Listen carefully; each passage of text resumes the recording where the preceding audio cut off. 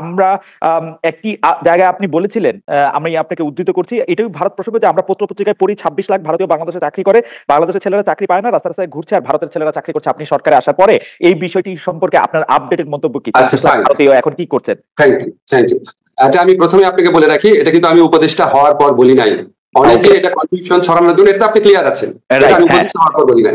এটা উপদেষ্টা হওয়ার আগে ভারতের যে বাংলাদেশের প্রতি বর্বর কিছু রীতি, সেগুলি সমালোচনা করতে গিয়ে আমি একটা পর্যায়ে বলেছিলাম। এখন আপনাদের যেই আপত্তিগুলো আসছে, প্রথম প্রশ্ন হচ্ছে এখানে 26 লাখ আছে কিনা। তাহলে আমি আপনার দৃষ্টি আকর্ষণ করি, ফিনান্সিয়াল এক্সপ্রেসে 2009 সনে বলা হয়েছিল 5 লক্ষ ভারতীয় এখানে চাকরি করছে 2009 সনে। 2015 সনে ডেইলি স্টারের রিপোর্ট, 2015 আজকের থেকে 9 বছর আগে, সিপিডি বলেছে রেমিটেন্স পাঠানোর দিক থেকে বাংলাদেশ হচ্ছে পঞ্চম।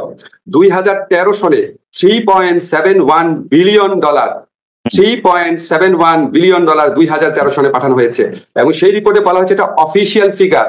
আনঅফিসিয়াল ফিগার এর চেয়ে আরো অনেক বেশি। এখন আপনি বলেন, যদি এরকম কোনো অ্যামাউন্ট থাকে যে আনঅফিসিয়াল ফিগার মিলে যদি এটা ধরেন ডাবলই ধরি আমি, তাহলে প্রায় $8 বিলিয়ন পাঠানো হয়। হ্যাঁ, এখন এই বিপুল পরিমাণ রেমিটেন্স যারা পাঠায় ভারতে যদি পাঠানো হয়, ওরা কি ভারতীয় না অন্য দেশের? তার মানে বিপুল পরিমাণ ভারতীয় এখানে আছে। আমি যে আপনাকে ফিগারটা বলেছি 26 লাখ, সেটা হচ্ছে কম হতে পারে, আবার বেশি হতে পারে। এক্সাক্ট চিত্র আমরা জানি না। কেন জানি না? আপনাকে আমি আরেকটু বলি আপনাকে কেন জানি না। আজকে দেখবেন সালমান এফ রহমানের সাথে এনএসআইড চিফের একটা বক্তব্য ভাইরাল হয়েছে, আপনি ফেসবুকে খুঁজলেই পাবেন, টেলিফোন রেকর্ড তখনকার সময়। সেখানে উনি বলছেন যে বিভিন্ন সেক্টরে, বিশেষ করে সফটওয়্যার সেক্টরে অনেক লোকজন আসে যাদের জন্য ওয়ার্ক পারমিট দরকার হয় না, তারা কন্ট্রাকচুয়াল ওয়ার্কার হিসাবে আসে। এবং উনি ধমক দিচ্ছেন এনএসআইড চিফকে যে বিডার অনুমোদন এখানে লাগে না, তুমি এখানে সিকিউরিটি জিনিস দেখবা, তুমি অন্য জিনিস দেখবা কিনা, দেখবা কেন? এবং উনি কিন্তু খুব ক্যাটাগরিক্যালি ভারতের কথা বলে না এখানে। কিন্তু আপনি আমাকে বলেন, আপনি মানে পারসিভ করে দেখেন যে কন্ট্রাকচুয়াল ওয়ার্কার অনেক আসছে, অনুমোদন লাগে না, এটা সালমান এফ রহমান কোন দেশের ক্ষেত্রে বলতে পারেন? হতে পারে চায়নার ক্ষেত্রে বলতে পারেন, কিন্তু চায়নার ক্ষেত্রে যদি না লাগে তাহলে নিশ্চয়ই ভারতের ক্ষেত্রে লাগতো না, কারণ ভারতের প্রতি আমাদের একটা নতজানু নীতি ছিল। এই সমস্ত জিনিস যদি আপনি অ্যাড করেন, আমরা একটা কনক্লুশনে আসতে পারি, বিপুল পরিমাণ ভারতীয় আনডকুমেন্টেড এখানে কাজ করছে।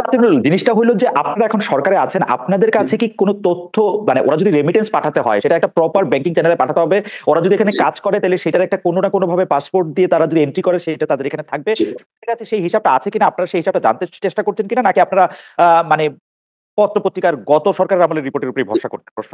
ধন্যবাদ, আপনি প্রশ্নটা করেছেন। আমি প্রথমে আপনাকে ক্লিয়ার করি, আজকে প্রবাসী কল্যাণ মন্ত্রণালয় যখন গিয়েছিলাম তখন একজন সাংবাদিক আমাকে প্রশ্ন করেছিলেন, ওনার ধারণা ছিল এটা হচ্ছে আমার মন্ত্রণালয়ের বিষয়।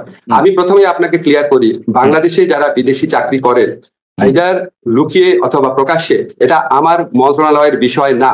আমি হচ্ছে বিদেশে যারা বাঙালি চাকরি করেন সেটা আমার মন্ত্রণালয়ের বিষয়। আমি আমার 3টা মন্ত্রণালয়ে এত ব্যস্ত থাকি, আমি আপনাকে অনেস্টলি বলি, আমার প্রথম 1 মাসে আমি 3-4 ঘন্টা ঘুমাতাম, আমি 16 ঘন্টা কাজ করেছিলাম। আমি শুক্রবার দিন অফিস করতাম, সচিবালয় সবাই আছে, আপনারা খবর নিয়ে জিজ্ঞেস করেন। ফলে আমি আমার মন্ত্রণালয়ের বাইরে অন্য কোনো কিছু দেখার সুযোগ পাই নাই। তবে এই মন্ত্রণালয়ে যিনি কাজ করেন, যারা কনসার্ন অথরিটি আছে, আমি তাদের কাছে কিছু জিনিস জানতে চেয়েছি, আমি এখনো সঠিক উত্তর পাই নাই।